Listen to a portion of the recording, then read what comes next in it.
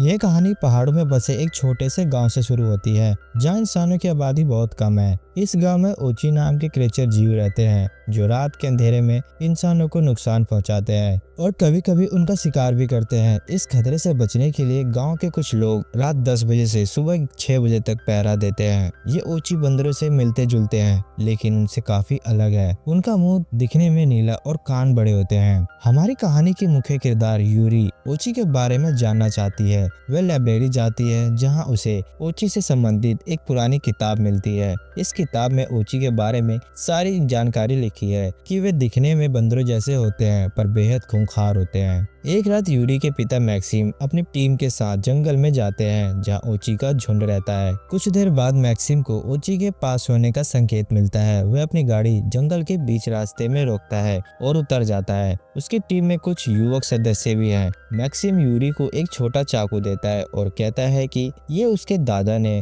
उसे उसके पहले शिकार पर दिया था और अब वह उसे दे रहा है। यूरी उसे सावधानी से रखती है। यूरी काफी डरी हुई है क्योंकि ये उसका पहला शिकार है। जंगल में अंधेरा और सन्नाटा छाया हुआ है जहाँ सिर्फ ओची का झुंड और मैक्सिम के छोटे सैनिक मौजूद हैं। ओची लोगों के आने की आहट से सतर्क हो जाते हैं और अपने झुंड को खतरे का एहसास दिलाते हैं। तभी मैक्सिम की पूरी टीम उन पर हमला करती है। किसी के हाथ में बंदूक है, किसी के हाथ में तलवार और किसी के हाथ में भाला। यूरी भी उनके बीच है जो डर के बावजूद शिकार पर आई है। यूरी ओची से सिर्फ बदला लेना चाहती है क्योंकि उसके पिता ने उसे बताया था कि ओची ने उसकी मां को मार डाला था। मैक्सिम पेड़ों में आग लगाने का आदेश देता है जिससे ओची डर जाते हैं। तभी पीछे से किसी ने भाले से एक मदर ओची पर हमला किया जिससे वो और उसका बच्चा अलग हो जाते हैं। लोग उस मदर ओची का पीछा करते हैं। ओची का एक बच्चा पेड़ पर छिप जाता है और अपनी मां से बिछड़ जाता है। तभी पेट्रो ने मदर ओची पर गोली चला दी और वो वहीं घायल होकर गिर पड़ी। ओची वहां से भाग गए और फिर सभी मिलकर ओची के बच्चे पर गोलियां चलाने लगे। ओची डर के मारे भागते रहे लेकिन इन लोगों ने उनका पीछा नहीं छोड़ा। बाद में मैक्सिम अपनी पूरी टीम को साहस और हिम्मत दिलाता है। तुम लोगों ने बहुत अच्छा काम किया। तुम लोग बिना डरे ओची का शिकार किया, लेकिन तुम्हारे बीच एक ऐसा भी है जो वहाँ काफी डरा हुआ था और पीठ दिखाकर वापस आ गया। ये अप्रत्यक्ष रूप से यूरी को कहा जा रहा था। यूरी समझ जाती है कि ये उसी की बात हो रही है तो उसे काफी दुख होता है। वह ओची को मारना नहीं चाहती थी और न ही उनका शिकार करना चाहती थी। वो तो बस अपनी माँ का बदला लेना चाहती थी। मैक्सिम यूरी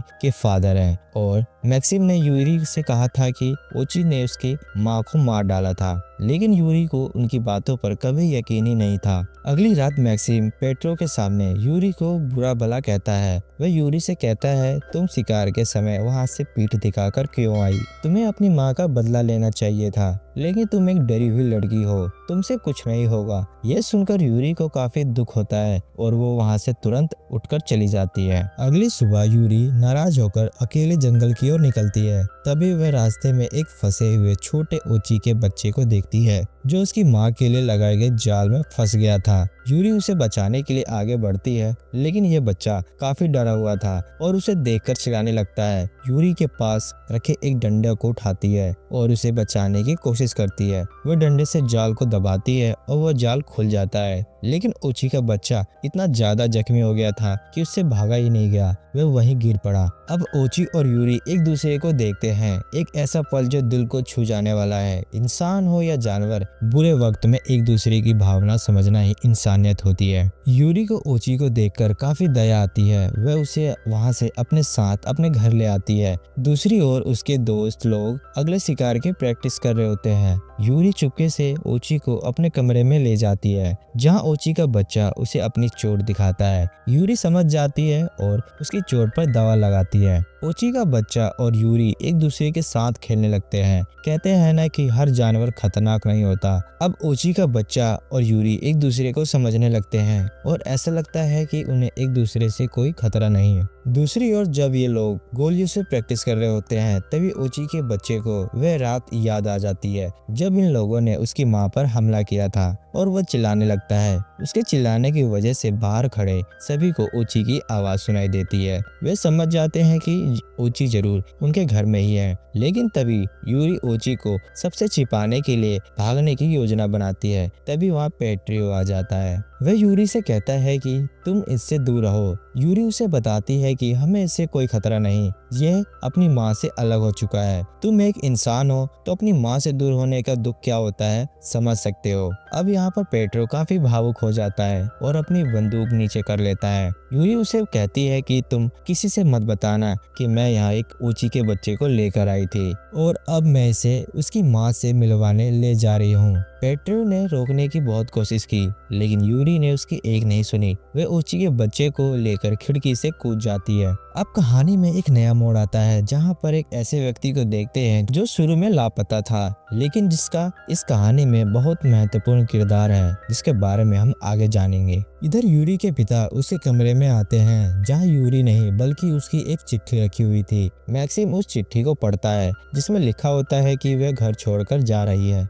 लेकिन तभी उसकी नज़र नीचे खून की कुछ बूंदों और ओची के कुछ बालों पर पड़ती है। वह उसे देखता है और उससे लगा कि ओची ने उसकी बेटी को यूरी को अगवा कर लिया है। वह फौरन अपने छोटे से सैनिक को कहता है कि हमारी बेटी को ओची ने अगवा किया है, हमें तुरंत उसे बचाना चाहिए। इधर सभी बच्चे अपने हथियार लेकर गाड़ी में बैठ जाते हैं और दूसरी ओर पेट्रो अपने घोड़े पर सवार होकर ओची को दूसरी ओर ढूंढने के लिए निकल पड़ता है। सभी मिलकर यूरी को चारों ओर ढूंढते हैं, लेकिन यूरी उन्हें कहीं नहीं मिलती। दूसरी ओर कहानी में हम ओची और यूरी दोनों को एक स्टोर में देखते हैं। वे दोनों काफी समय से भूखे थे, इसलिए यूरी एक स्टोर में जाती है, लेकिन तभी वहां पर एक औरत ओची को देखकर डर जाती है और जोर जोर से चिल्लाने लगती है, जिसकी वजह से ओची और यूरी दोनों डर जाते हैं। तभी काउंटर पर खड़ा एक लड़का फौरन अपने हाथ में बंदूक लेकर उन दोनों की ओर भागते हुए जाता है। इधर ओची काफी घबराया हुआ था, इसकी वजह से वह चिल्लाने लगता है। यूरी उसका मुंह बंद करती है ताकि किसी को पता न लगे। तभी ओची डर के मारे यूरी के हाथ को काट लेता है और तभी यूरी चिल्लाने लगती है और वहां से फौरन भागती है और सीधा दुकान के कांच को तोड़ते हुए दुकान से बाहर निकल आती है। दुकान से निकलकर यूरी को एक कार मिलती है। वह फौरन उसमें बैठती है, जिसमें चाबी पहले से ही लगी हुई थी। यूरी अब उसे स्टार्ट करती है और वहां से फौरन ओची और यूरी दोनों निकल पड़ते हैं। इधर ओची की काटने की वजह से यूरी के हाथ में इन्फेक्शन हो रहा था। उसका हाथ भी ओची के जैसे नीले होने लगा और काफी सूजन हो गई और उसे काफी चक्कर आ रहे थे, जिसकी वजह से उसकी कार एक पोल से टकरा जाती है। इधर मैक्सिम अपनी टीम लेकर ओची को ढूंढने निकल चुका था। अब शाम हो चुकी थी। इधर ओची और यूरी दोनों एक जंगल में छिपे हुए थे। अब ये दोनों एक दूसरे से बात करते हैं और ओची भी काफी कुछ सीख चुका था और यूरी उसकी भाषा को समझने की कोशिश कर रही थी। धीरे धीरे ये दोनों एक दूसरे की बातें समझने लगे। यूरी काफी खुश होती है कि वह ओची की बात को समझ सकती है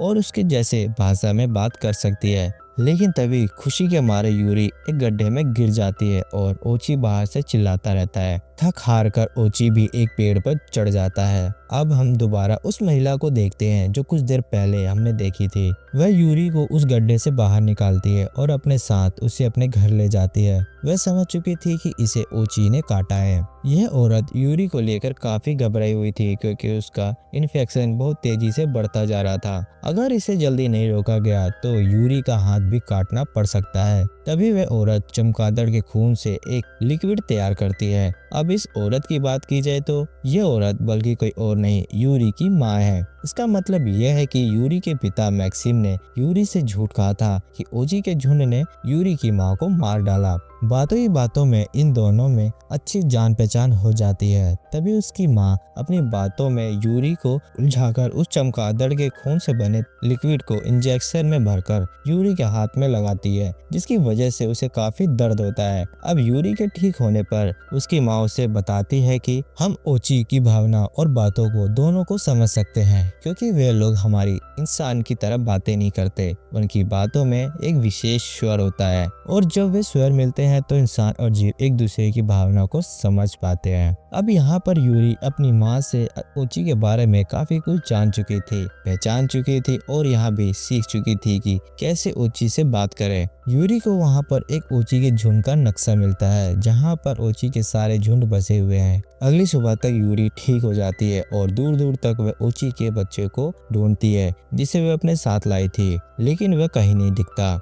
इधर मैक्सिम उस औरत यानी यूरी की माँ जहाँ रहती है उस जगह पहुँच जाता है अपनी छोटी सी टीम को लेकर, और चारों तरफ से लोग उस जगह को घेर लेते हैं। जब मैक्सिम पहली बार काफी समय बाद अपनी पत्नी को जीवित देखता है तो खुश होता है, लेकिन इसमें भी कुछ रहस्य था। इसका मतलब कहानी में यह था कि मैक्सिम शुरू से ही एक शिकारी था और वह ओची का शिकार करना चाहता था। और जब यूरी की माँ पुरानी बातें को लेकर मैक्सिम से बहस करती है तो मैक्सिम को काफी गुस्सा आता है और उन दोनों में हल्की फुल्की लड़ाई होती है। अब वह कहती है कि तुमने जो मेरे साथ किया वही तो तुम मेरी बेटी के साथ कर रहे हो, तुम उसे मौत के मुंह में ढकेल रहे हो, तुम एक बाप नहीं हो सकते। लेकिन तभी वहां पर छोटे छोटे सैनिक उस औरत पर अपनी बंदूक तान देते हैं और सरेंडर करने के लिए कहते हैं। इधर एक बच्चे को ओची के नक्शे का हिस्सा मिलता है, जिसे मैक्सिम देखकर काफी खुश होता है कि अब उसे इधर उधर भागना नहीं पड़ेगा। वह सीधे उस जगह पर जा सकता है जहाँ पर ओची का झुंड रहता है।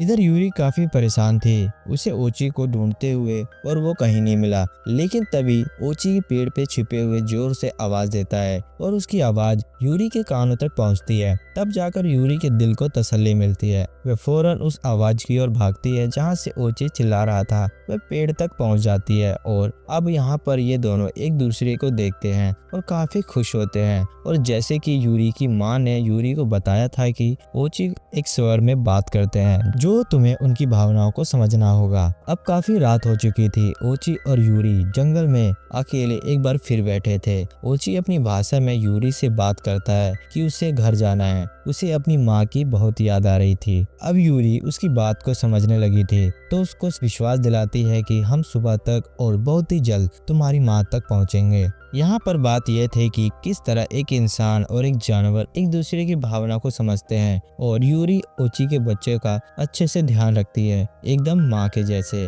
उसका खिलाना पिलाना सब यूरी कर रही थी। इन दोनों में एक अच्छी बॉन्डिंग बन चुकी थी। अगली सुबह यूरी उस नक्शे में दिखाए गए ओची के झुंड की ओर जाने का रास्ता ढूंढ रही थी। फिर वह लकड़ियों की मदद से एक नाव बनाती है। इधर मैक्सिम भी उस जगह तक पहुंच चुका था नक्शे के सहारे। अब ओची और यूरी उस जगह पर पहुंच जाते हैं जहां पर उनका झुंड रहता है। ओची ये देखकर काफी खुश था क्योंकि वो अब अपनी माँ से मिलने वाला था। लेकिन यहाँ पर मुख्य बात यह थी कि जब एक ओची और एक इंसान के बीच मिलन होता है तो ओची के झुंड वाले उसे अपने झुंड से अलग कर देते हैं। इसी डर को लेकर यूरी इस गुफा के अंदर चली जाती है। इधर मैक्सिम सभी बच्चों से कहता है कि तुम लोग अपनी जान जोखिम में मत डालो, वह मेरी बेटी है और इसके लिए मैं ही अंदर जाऊंगा। अगर मैं सही सलामत आया तो फिर मिलेंगे। इधर यूरी अपने पिता को देखती है और उसके पिता यूरी के पास उस ओची के बच्चे को भी काफी समझ चुके थे कि हर इंसान और हर जानवर एक जैसा नहीं होता, कुछ बुरे होते हैं और कुछ अच्छे होते हैं,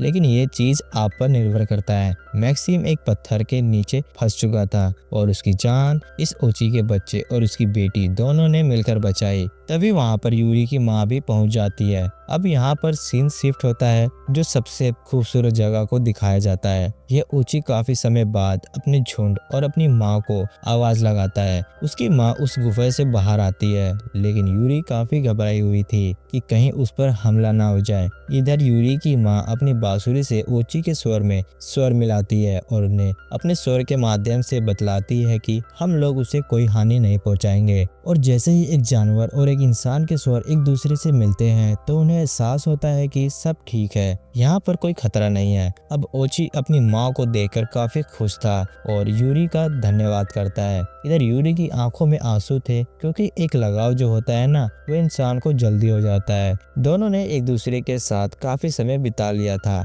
यूरी का दिल बहुत बड़ा था और अच्छा भी। उसने एक बेटे को उसकी माँ से मिलवाया और एक माँ को उसके बेटे से। कितना मुश्किल होता है अपने लोगों से दूर रहना। अब यूरी ने अपनी माँ को कभी नहीं देखा था और शायद यूरी भी आज अपनी माँ के पास है। अब यहाँ पर यह दृश्य सभी के दिल को छू जाता है।